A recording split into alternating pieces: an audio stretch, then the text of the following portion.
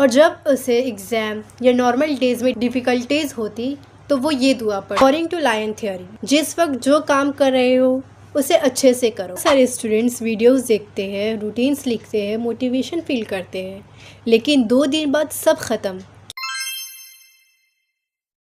सारा को रमज़ान के आने की बहुत खुशी थी, पर फिर बोर्ड के एग्ज़ाम के स्ट्रेस ने सारी एक्साइटमेंट ख़त्म कर दी। सारा ने स्टडी प्लान बनाया था, पर वो भी काम ना आया। 4 दिन बाद साइमा का एग्ज़ाम था और अभी पूरा रिवीजन बाकी था और कुछ चैप्टर्स तो उसने हाथ तक नहीं लगाए थे।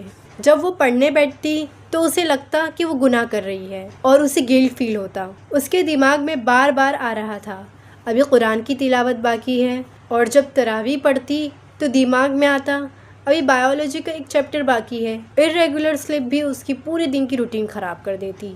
एनर्जी लो हो चुकी थी और मोटिवेशन डाउन हो चुका था। उसे कुछ नहीं समझ में आ रहा था कि वो किधर से शुरू करे और किधर ख़त्म करे। वो यही स्ट्रेस में यूट्यूब ओपन करती है, उसे इस्लामिक नरेटर की वीडियो मिलती है। सारा पहले सहरी की बात सो जाती थी। दोपहर के वक्त में पढ़ाई की कोशिश करती थी, मगर थोड़ी देर बाद ही ड्रेन आउट हो जाती थी और अफ्तारी के बाद तरावी और उसके बाद उसे लेजीनेस फील होता। आप सल्लल्लाहु अलैहि वसल्लम ने फरमाया, मेरी उम्मत के लिए सुबह के वक्त में बरकत है। उस वक्त एनर्जी बहुत ज़्यादा होती है और वैसे सहरी पहले ही हुई तो बॉडी और माइंड दोनों ही हाइड्रेटेड रहते हैं। उस वक्त हार्ड और ट्रिकी टॉपिक्स पढ़ो। दोपहर में थोड़ा ब्रेक लेने के बाद फिर लाइट स्टडी करो। इफ्तारी के वक्त से पहले पढ़ाई छोड़ दो, और हाँ, इफ्तारी के वक्त ओवर ईटिंग और ऑयली फूड से परहेज करो, वरना लेजीनेस फील होगा। और तरावी के बाद रिवाइज कर लो। 5 वक्त की नमाज तो पढ़ना ही है, मगर तरावी का भी एहतमाम ज़रूरी है, क्योंकि तरावी सुन्नत मुअक्कदा है और जिसका ज़ाया कर देना गुनाह है। तरावी के एक सजदे पर 1500 नेकी, जन्नत में एक सुर्ख याकूत का महल जिसके 60,000 दरवाजे होंगे सोने और चांदी के। कुरान को फज्र में या इफ्तार के वक्त पढ़ लो। जिक्र तब करो जब माइंड का इन्वॉल्वमेंट कम हो, जैसे सोते वक्त, चलते फिरते, काम करते, उठते बैठते अल्लाह का जिक्र करो।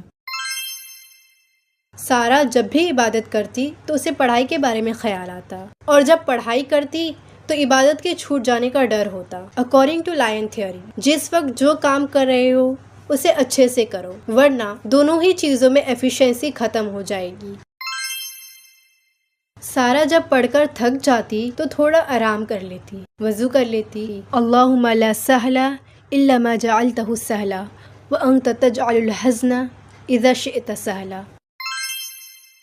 सारा ने डिसाइड कर ली थी कि वो इस रमज़ान और बोर्ड के एग्ज़ाम दोनों में आगे बढ़ेगी और दोनों में बैलेंस रखे। थोड़ी रूटीन उसकी कभी कभी बिगड़ जाती, मगर वो फिर भी उसको संभाल लेती। उसका मन नहीं करता तब भी वो पढ़ाई करती, और अल्हम्दुलिल्लाह सारा बोर्ड के एग्ज़ाम में अच्छे नंबर के साथ और रमज़ान में इबादत के साथ मुकम्मल की। और सारा की ये अचीवमेंट सिर्फ अल्लाह की मदद और ख़ुद की कोशिश से हुआ है। बहुत सारे स्टूडेंट्स वीडियोस देखते हैं, रूटीन्स लिखते हैं, मोटिवेशन फील करते हैं, लेकिन 2 दिन बाद सब ख़त्म। क्यों?